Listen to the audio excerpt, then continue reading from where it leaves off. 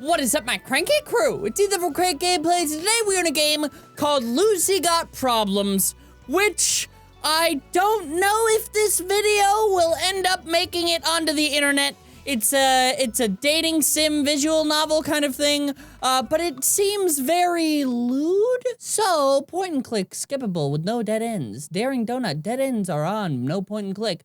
Champion Cheesecake, bravely face every hardship there is. I don't know. Let's just do Curious Croissant. I'm a little bit curious.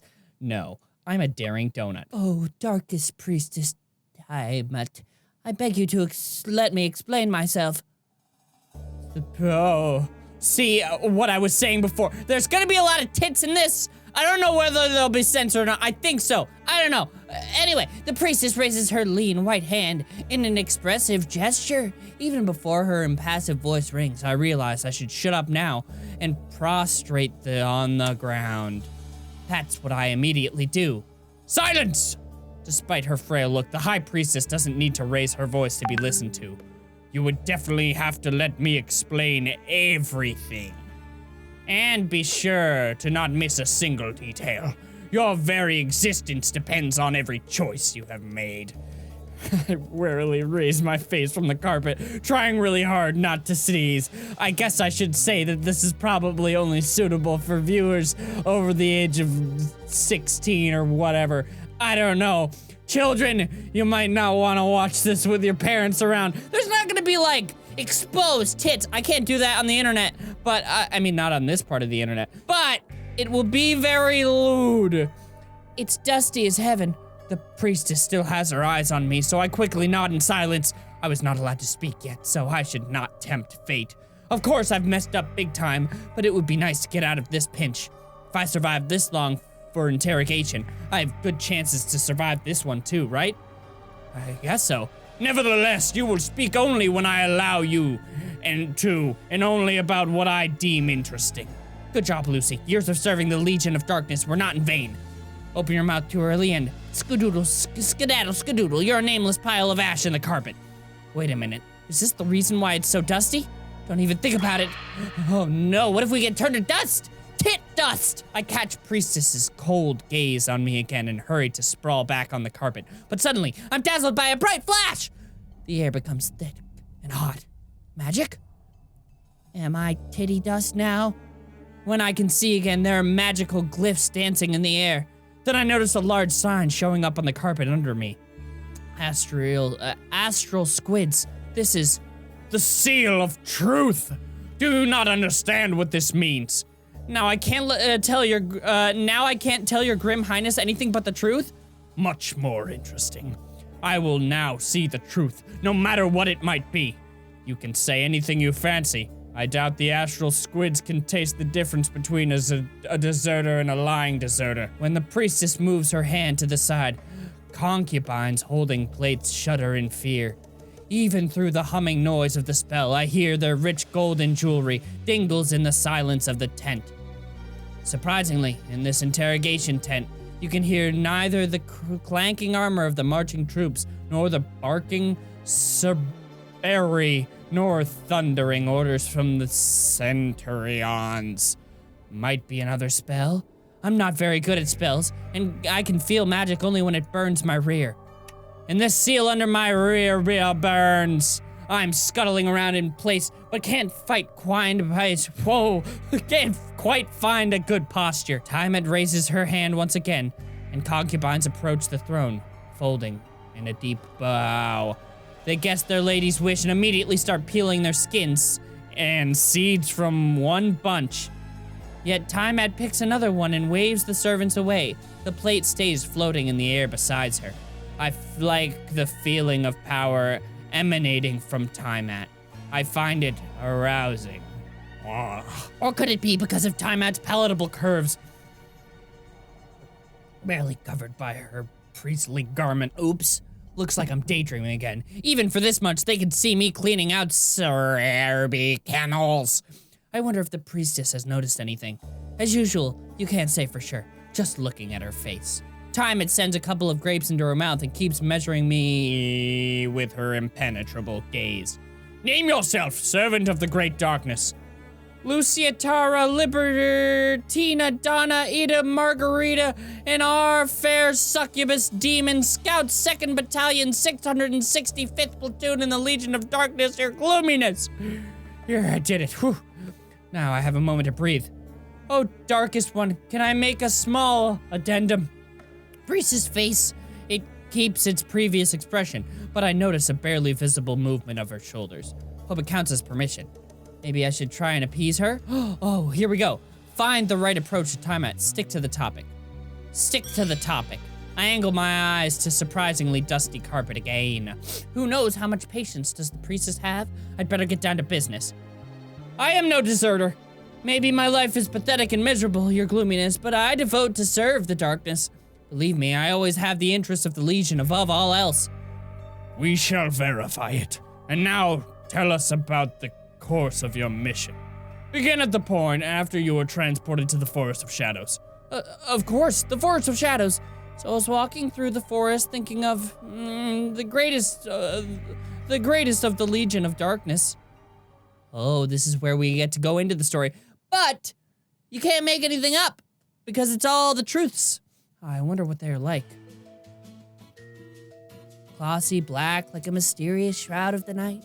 White lace to frame the delicate radiance of her skin. Maybe red, the color of passion, blood, chili sauce, the wild rivers of the nether realm. Lots of whirlpools, rapids, and waterfalls with red-hot magma instead of water. Kind of like the temper of the High Priestess Tiamat. At first glance, she seems cold and aloof. But that can't fool me. I'm an expert in feelings. I even have a diploma. Probably. Not really sure. When was the last time I've seen it? Whatever. My succubus instincts tell me that calm waters often hide the wildest undercurrents. So red it is? I think it's hard. Panties come in so many colors and styles, but I must find out what kind of panties does the High Priestess wear. I have a professional interest. Being a professional is tiring, but it can be gratifying too. And well, at least I can strike out some options right away. I mean, striped panties are cute, but it's hard to imagine them showing up under Tiamat's priestly garments. That's right. I don't think stripes are right for her. I think she's more of a solid color kind of gal. This pattern might as well say, hi there, I'm a girl next door. Care for an ice cream tonight? Pfft, there's no ice cream in the Netherrealm, but I've traveled other worlds long enough to know what it is. Sundae with soft caramel and pecan nuts is my favorite. Delicious. I've tried to smuggle some ice cream into the lower levels of the Netherrealm, but infernal flames make it boil and evaporate. Sometimes the box catches fire first. Good thing it doesn't happen to panties.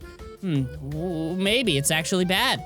The world of panties is full of mysteries and contradictions. For example, why do some panties have strings on the backside?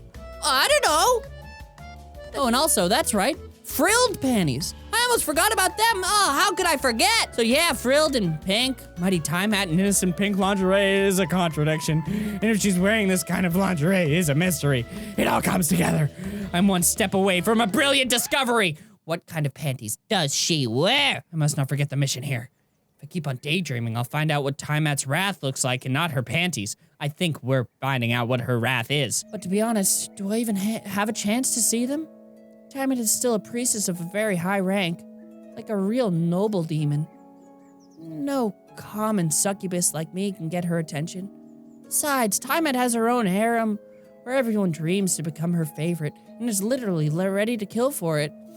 That's a damn long, dangerous line. Seems like dreams is all I've got. So why can't I have some fun? What harm could mere fantasies do? Try to concentrate on the mission. Allow yourself to fantasize a little. Fantasies are fun, but the mission is important. But the important mission, but fantasies. Fantasies? Panties? Fancy my panties? Let's really lean into it and fantasize a little. Bless it all. Dreams are only a chance to see Tiamat's panties and get away with it. Who could blame me when the circumstances are so dire? I'm just succubus after all. Temperance of any kind is against medical advice for me. I imagine Priestess Tiamat in a cute set of dolly pink lingerie right away. The vision was unusually clear, as if Tiamat herself was right in front of me, but this time without her usual armor. And I don't mean all the metal bits. Usual expression of cold arrogance disappeared from Tiamat's face, as if she was slightly embarrassed that I was peeping at her while she's dressed up like that. Seemed like her lingerie was entirely made of bows, frills, and lace light with an airy like marshmallow. I wonder if High Priestess would let me eat her panties. Okay, I gladly, should we skip this? I don't know, I'll gladly stop. Oh, we don't even need to. The blow was so strong, I saw merry, colorful stars dancing before my eyes. Yet it is not easy to take an experienced servant of darkness by surprise. It took me only a split second to shrug off the momentary shock. I sprang sideways across the clearing in a single wild leap. Grueling daily training hasn't gone in vain for my muscles. I bounced off a tree and assumed a combat stance as soon as my feet touched the ground. Who dares challenge me? My eyes gleamed like two large rubies. Well, one actually. The other one was covered by my silent nocturnal exploration kit. SNEC for short, and it kinda added menace to my image. Edgy! With a SNEC over one eye, I looked like a pirate. Who would dare mess with a scary ninja pirate demon? No one. Did they animate just the tits there? I think so. Who in the heavens do you think I am? I looked around sharply, ready to handle any threat this forest could throw at me. Is there. And nothing happened. I froze in place and listened. The forest turned out surprisingly quiet except for the birds chirping above my head. Maybe my attacker is hiding in the shadows? There's a whole bunch of them here. That's why this place is called the Forest of Shadows. I stared at the nearest bush with suspicion. Seemingly was not trying to kill me. It didn't even move. This may be tactical deception. And just in case, I grabbed the largest stick I could find and heartily smashed the most suspicious bush with it. 3 times to be sure. The bush didn't fight back. Instead, a branch above me shuddered. Fat ginger stain tumbled down from it. The stain flopped midair, quickly, jumped to another branch and dove into the crown of a neighboring tree. A squirrel. A squirrel couldn't hit me so hard, right? What the heaven? I managed to calm down a bit and decided to search for evidence where I was attacked. Criminals always leave evidence, don't they? At least I always do. Can't count all the times where I've gotten scolded because of the slightest mistake. It's hard to prove you know nothing about a missing cake when a piece of your tail fur is stuck in an empty pail. But all I found was a chain of my own tracks that led to a huge tree and stopped right in front of it. Looks like this is the place where everything happened. Let's see. I circled around the tree, just in case. I looked under the roots, scaring a clan of wood lice. Down below, there was nothing of interest, but a bit higher on the trunk, I noticed a hollow. Well, search is a search. I boldly stuck my hand into the hole. Ouch! Kiki, do you love me? My hand dashed out of the hole together with a squirrel biting my finger. I barely managed to throw this monster into the shrubbery. Kiki. Oh, wow. I wonder if squirrels can be considered thrown weapons? Maybe one of them tried to off me for real. Either that or I've gotten carried away and bumped into a tree. But that would have been too dumb. Or not? I rubbed my aching forehead. Something tiny and dark immediately sprinkled from it, bouncing off my breast. What's this? I squinted, focusing eyes on a piece of bark? Oh, shoot! Looks like I really slammed into the tree. Darn elves plant darn trees everywhere in their darn elven forest. No surprise the Legion of Darkness has to deal with this threat. Let the elves have their way and a tree would stick out of it. Let the elves have their way and a tree would stick out of every shady alley. Where would you carry out a shady deed in this case? Tree-hugging egoists, that's who they are. I tried to think about something pleasant again, but with no result. The blasted tree punched all the nice thoughts out of my head. Maybe it's a curse? I hope it gets dispelled as soon as I'm done with this task. Well, since I'm already stuck in the middle of an elven forest and can't imagine nice things anymore, I might as well get down to business. What do I really know about my mission? I was thinking so hard, the sharp points of my ears started trembling. But I couldn't remember a thing. This can't be right. Is this quest so secret that nobody told me anything? Or was I too impressed with my decorous summer uniform that I missed the whole briefing? It's not my fault. Anyone would be distracted by such eye candy. Besides, I have that thing. What was it? Attention deficit and hyperactivity disorder. I have it too, high five! But I guess the High Priestess will get really angry if I come back empty-handed anyway. Looks like I got problems. What should I do? Think, Lucy, think. This forest belongs to the elves, right? Guess I have no other choice but to find them. Probably sent here to get some kind of elven junk.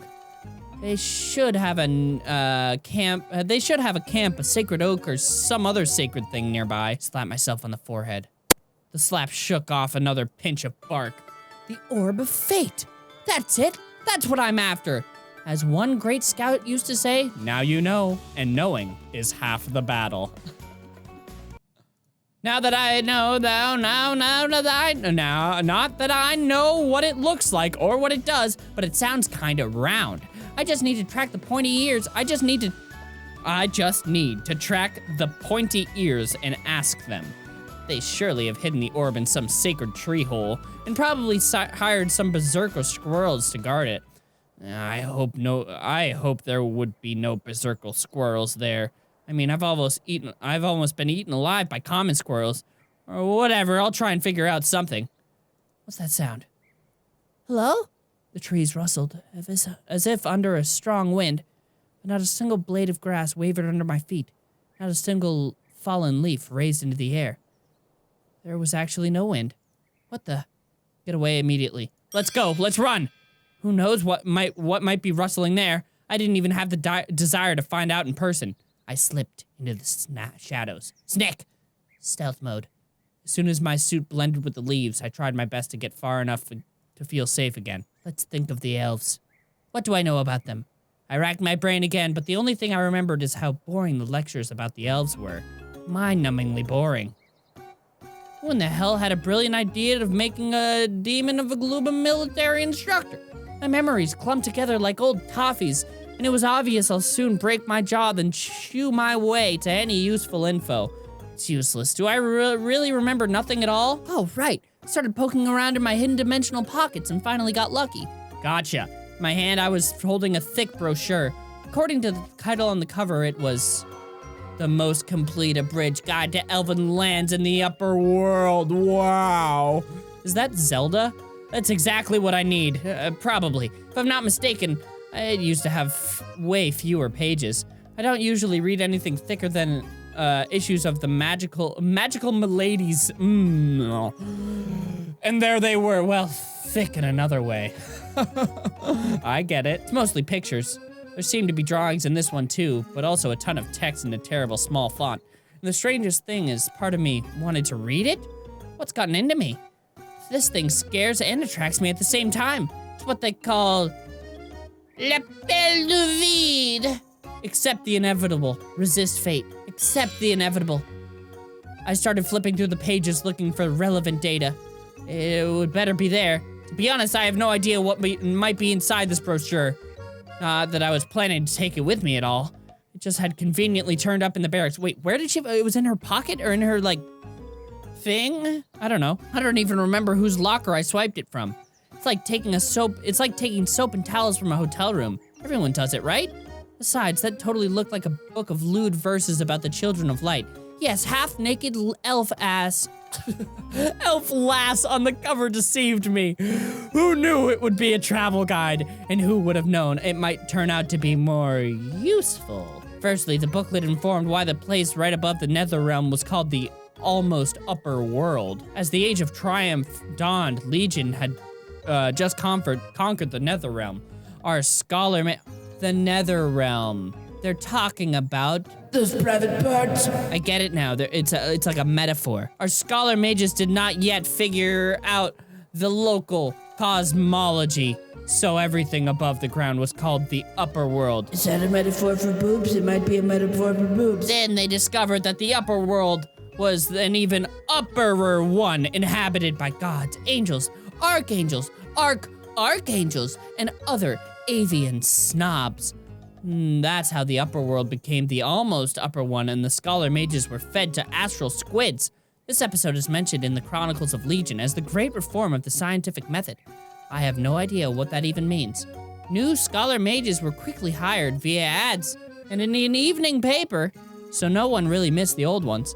Seems like I've heard this story told in dozens of ways, especially the part with the astral squids. Next up, with a short side box about the banishment of dark elves from the nether realm, What are we talking about right now? I'm so confused. Power and ferocity of the dark elves were great, but their armor was lacking.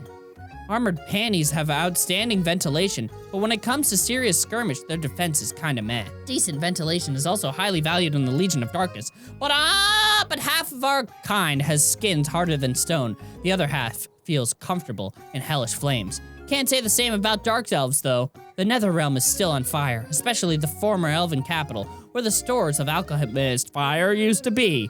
That was a great victory to the Legion. One day I'll settle down, buy a tower overlooking the burning ruins of the old world, get a couple of pet fire elementals. I flipped through the guide for something a little bit more useful. 4 pictures of elven maidens. Later I stumbled upon a list of known facts about elves. Right there.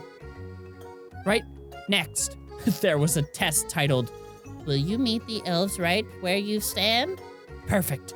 As if the guide was specifically tailored to my needs. I cleared my throat and started reading out loud. Fact 1. The elves inhabit boreal and temperate forests. Well, this hodgepodge of trees is definitely called a forest, so it's a check. According to the table, my chances of meeting elves were increased by 20%. Not bad. Fact 2.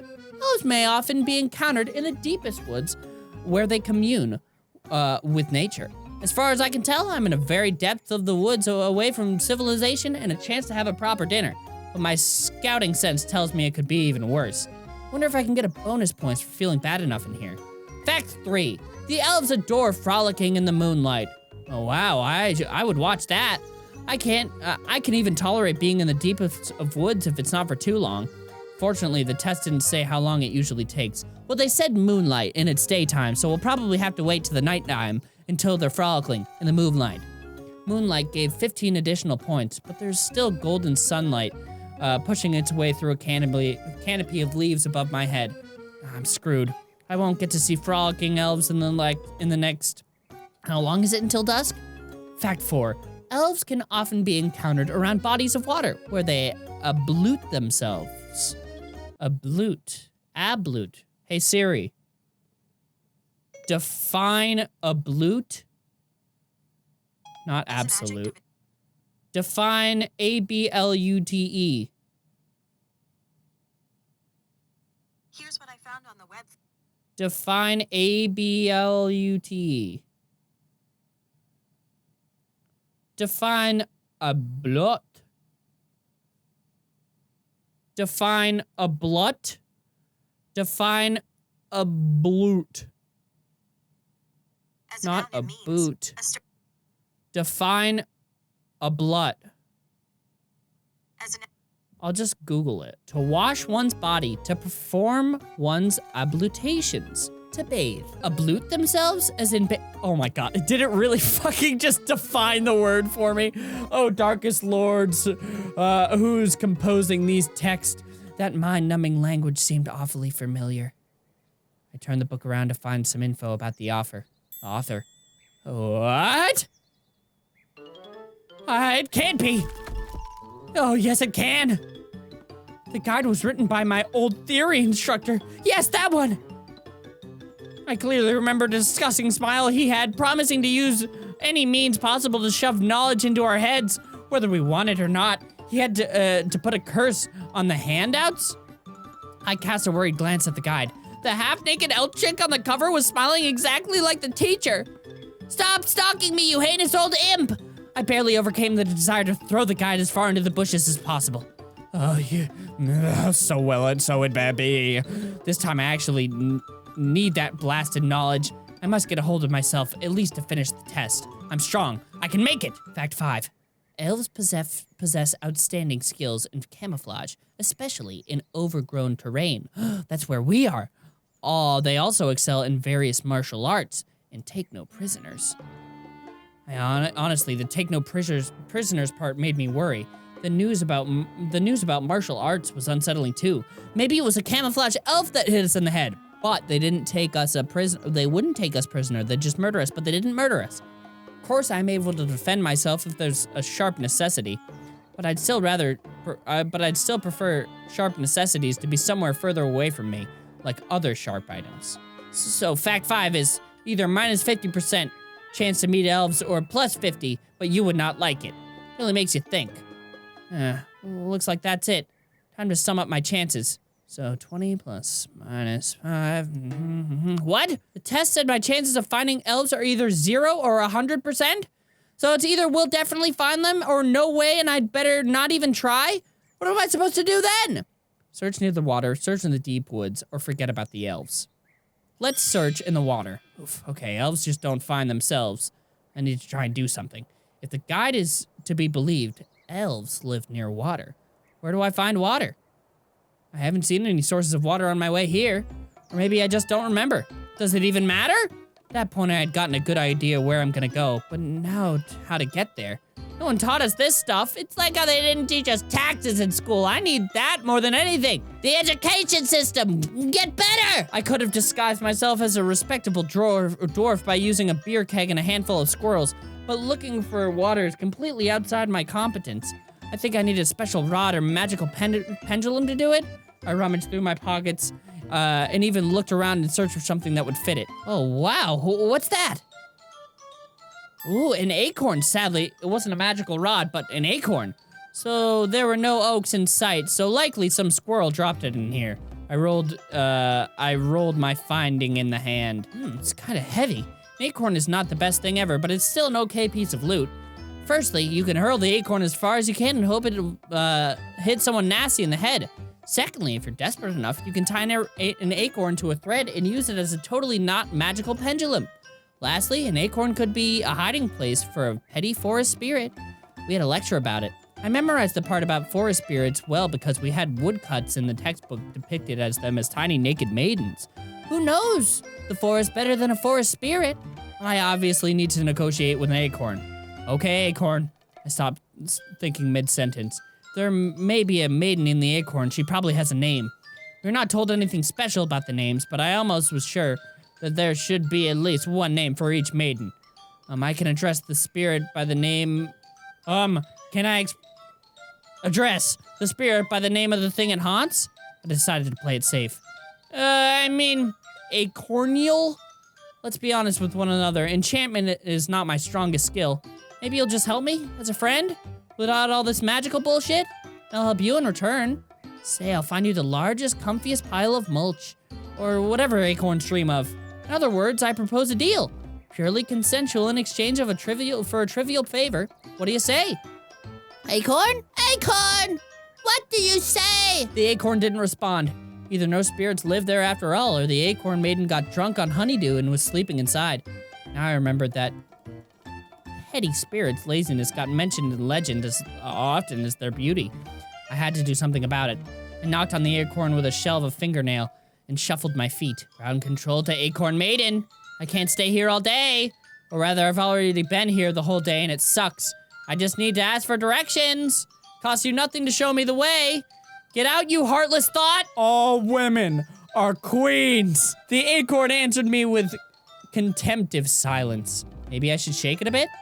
I swung my arm, throwing the acorn upwards, ready to catch it. But instead of submitting to the force of gravity, the acorn made a barrel roll and dove into the fluffy undergrowth. Ooh. Damn it. I knew there was a spirit in it. Come back, you! I chased the acorn. This enchanted bastard won't escape me. I barely saw the target and moved blindly. I couldn't waste my only chance. Wah! Something popped up under my feet. Something bumpy and hard. A root? Is this the only time I had to think before the ground jumped up and squarely hit me in the face? Ugh! The acorn made a pretzel-shaped loof above my head and flew away for good. This bastard is mocking me.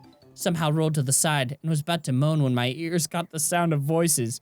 For now, I wasn't able to discern words, but I immediately understood that there were two persons speaking. The voices were approaching quickly. All right, well, I'm gonna end this one here. There wasn't much doing in this one. It was much more reading, which is a lot of what visual novels are. If you want me to do more of this, maybe I will. I don't know, I thought it looked kind of funny and kind of fun, so decided to give it a go. Had a good time, though. Reading a bunch of stuff for a long time is hard, both on my mind, because I'm horrible at reading, as we found out like a month ago from the video that I made. I may have dyslexia, so it's hard to read sometimes. And two, it's part of my sweet little voice. But anyway, I'm gonna leave this one here. Let me know what you guys thought, and let me know what you would like to see. All right, well, Thank you guys so much for watching. Hope you enjoyed. If you did, make sure to slap that like button right in the face. And I will see you guys in the next video. Love you all. Stay cranky. Bye. What is up, my cranky crew?